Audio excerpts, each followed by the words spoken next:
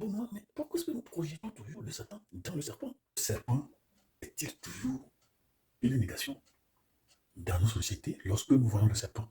Oh, c'est fini, on s'affole, on défole. Oui, les voilà passer, les voilà encore. Mais le serpent n'est-il pas un animal? Comment est-ce que le serpent est-il négatif? Et pourquoi est-ce que Dieu a demandé à Moïse de faire un symbole de serpent qui mord les gens dans le désert? On l'appelle serpent d'airain. Serpent d'airain qui, en le regardant, vous assurait la guérison. Le symbole d'ailleurs que plusieurs de nos pharmaciens ont copié, adopté, collé, continuent toujours d'utiliser, même si on le change à tout gré. Et les Hébreux eux-mêmes avaient gardé le serpent que Moïse a créé dans le désert. Ils l'ont gardé. Dans Nombre 21, verset 6 à 9, il l'appelait Nehuashtan. Nehuashtan. Nehuashtan veut dire le serpent en bronze. Dans la Bible, on l'appelle serpent d'airain. Bon, d'abord, on m'a dit qu'il y a deux types de serpents. Et si je dois être correct, il y a trois types de serpents. Serpent terrestre, serpent marin et serpent aérien. Le serpent a toujours quelque chose de mauvais. Est-ce que l'Afrique peut devenir? On est arrivé à confondre le symbolisme serpentien au mal serpentien. Comment est-ce qu'on a mal compris l'identification du serpent animal au serpent spirituel, le serpent ancien, le vieux dragon qui est appelé Satan? Le serpent est-il toujours une négation? Et le serpent terrestre, et vous le voyez, bon, parce qu'on a vu, on dit la colline, le plateau, à midi, vos parents au champ disent, ne vous approchez pas, ne vous approchez pas de la colline, ne vous approchez pas de ce plateau, parce que le serpent sort. Le soleil tapant, soleil de peau, soleil à midi. Et là, on utilise quoi? De l'huile rouge, vous comprenez, non? Et le garçon de course du serpent terrestre, bon, le garçon de course du serpent de forêt, le serpent de colline, on l'appelle Aguet. Et il se sert de l'air. Mais Aguet fait penser au mot Agui ou Guet, dans le cas qui veut dire la terre. Vous avez le terme Guio, vous avez géographie, géographos, géographine, et puis vous avez ces quatre éléments de la nature, l'eau, le feu, l'air, la terre. Donc, vous avez trois types de collines en fait. Vous avez Bokwe au bord de la route, et vous avez Babako, vous avez euh, comment on appelle ça, termitière? Oui, et bien le terme même c'est Adjerala. Et Agéasa demeure dans la termitière. Bon, vous avez le d'accord, en fait, n'a pas de tronc. Alors, le serpent de forêt qui mange l'huile rouge et celle qui ne mange pas l'huile rouge, mais il y a aussi le serpent de mer. Et là, on utilise de l'huile. Oui, des choses qui sont sucrées, des choses qui sont attirantes. Comprenez, non? L'esprit, ça vole la nuit. Mais est de la mer, c'est ce qu'on appelle mamie, la sirène. Avec ses dérivés de ablo, vous avez des noms comme ablo, ablossi, ablossou, ablosika, blaosika. C'est représentant sous forme d'arc-en-ciel avec une tête au cou.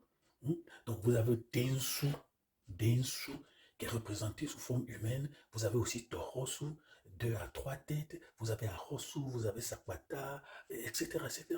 Le serpent est-il négatif? Et pourquoi est-ce que Dieu a demandé à Moïse de faire un symbole de serpent qui mordait les gens dans le désert? On l'appelle serpent d'airain. Serpent d'airain qui, en le regardant, vous assurait la guérison.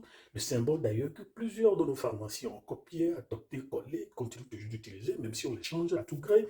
Le serpent d'airain guérissait, à le voir. Est-ce que c'est le serpent qui guérissait ou bien c'est le symbolisme ou la foi qu'on avait dans le serpent? Et les Juifs ont gardé ça jusqu'au temps du roi Ézéchias. Vous imaginez à peu près le temps de Moïse jusqu'au temps du roi Ézéchias, ça faisait environ une 300 ou 400 d'années. Alors, les Juifs adoraient ce serpent. On se pose la question.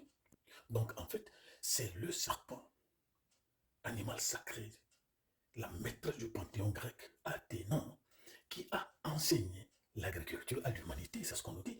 Et Platon, vous le connaissez, l'a comparé à Net.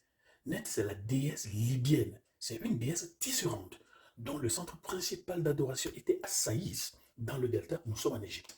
En fait, le premier roi de l'Égypte s'appelle Aha, qui fonda un temple en son honneur et le dédicaça à Net en honneur de sa femme Net, pour que Net soit apaisé. Certains Zélia Nuttall de la Oxford University dans les Papers, on a Peabody Museum dit que dans la langue maya, le serpent s'appelle Kan. Mais comment se fait-il que les Ajatadou appellent le serpent Dan, Kan, et qui vient du mot Kanan? Et donc, le votant des Mayas le monde invisible, c'est de la race de Caen. Et son symbole, c'est le serpent. Et chez les Mayas, on a même ce qu'on appelle Naka. Naka, la place des serpents. Et chez les Hébreux, on appelle Nahash, le serpent. Alors, est-ce que les Naka du Kabien veulent-ils dire la même chose? Je ne dis pas ça, je ne dis pas ça, je ne dis pas ça. Mais qu'est-ce que nous disons? Le serpent est-il toujours négation? Il faut avouer que l'ophiolâtrie, c'est-à-dire l'adoration du serpent, a pris le dessus sur ce qu'on appelle herpétologie. Herpétologie, la science qui étudie les reptiles. Et quand vous voyez bien vos médicaments, ceux qui sont pharmacistes, etc., vous allez voir qu'il y a du venin du serpent dans beaucoup de nos médicaments. Et dans la Floride, j'ai vu un grand centre serpentologie.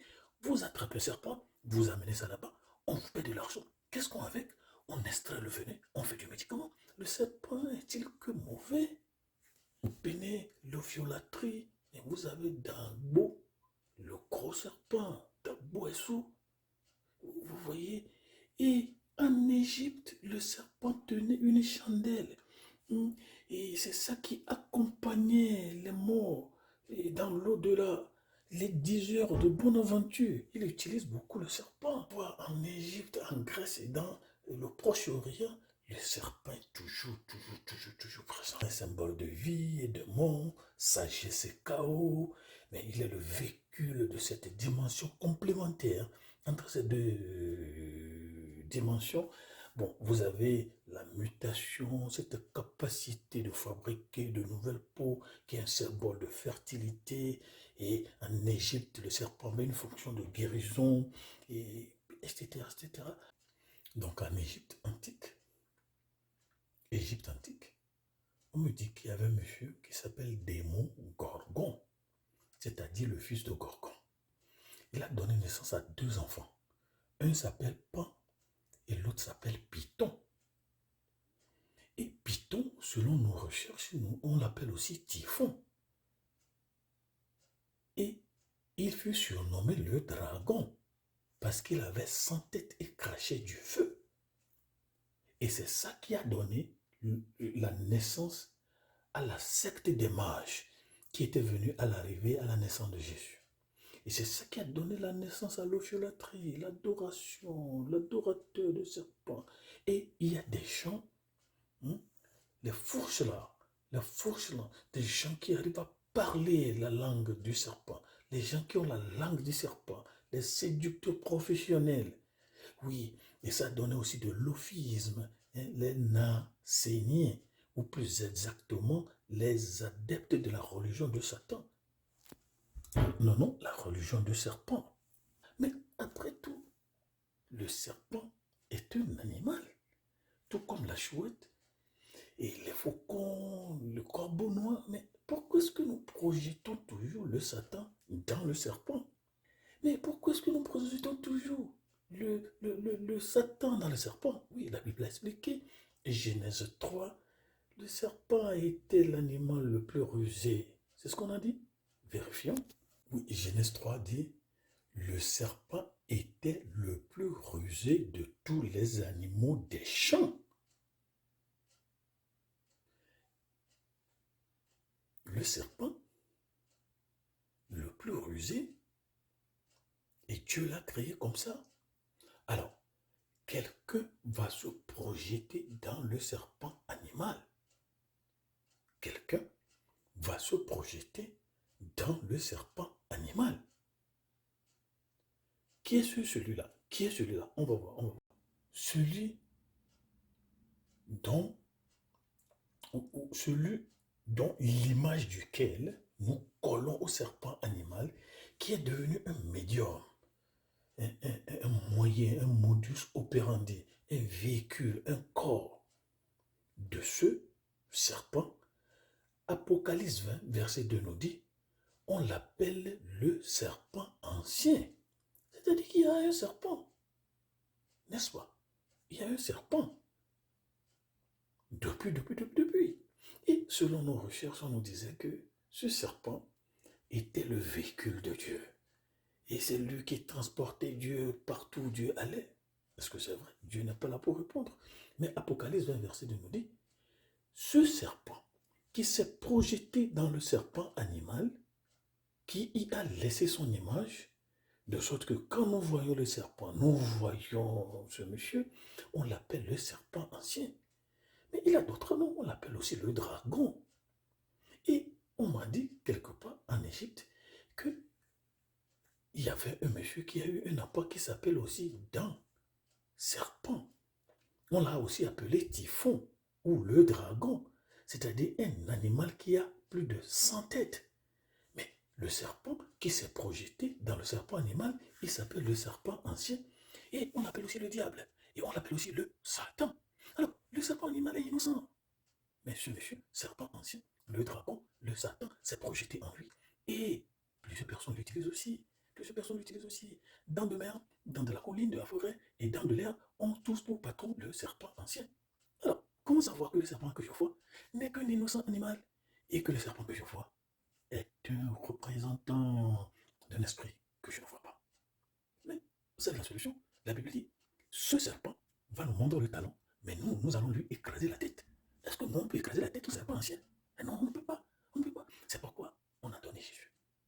Que lorsque vous êtes en Jésus, Jésus qui a écrasé la tête à ce serpent ancien, le dragon de serpent, Satan, vous vous cachez en Jésus pour ne pas être mordu par des serpents spirituels. Il y en a, n'est-ce pas? Alors, est-ce que vous avez Jésus? Mais vous vous amusez toujours avec tout. Vous pensez que la vie n'est que de la biologie. Attention, vous mourrez vite. Cachez-vous en Jésus. Comme la conséquence de la malédiction, vous voyez que le serpent ne rampait pas. Mais c'est à la suite de la malédiction que le serpent a commencé par ramper. Dieu a-t-il maudit le serpent pour avoir été utilisé par le serpent ancien? Le serpent animal est-il le fils du serpent ancien?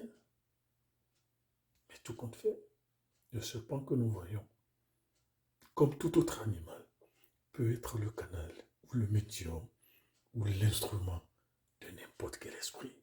Même vous et moi, nous pouvons être utilisés par un esprit. C'est pourquoi la Bible dit, soyez remplis de l'Esprit Saint. D'accord? Et selon la prophétie biblique, partout où on tue le serpent, on a toujours coupé sa tête. La prophétie de la Bible, on a écrasé la tête au serpent par la croix. Maintenant, comment expliquer que dans Genèse 49, le 17e verset, Jacob, en prophétisant sur ses enfants, il a dit, Dan est un serpent sur le chemin, une vipère sur le sentier, mordant les talons du cheval pour que le cavalier tombe à la renverse. Comment les Juifs savaient alors qu'on appelait serpent Dan? Les recherches continuent. Est-ce que vous voulez vous cacher derrière la croix pour ne pas être avalé, entraîné par cette queue dans l'autre côté? Attention, au revoir.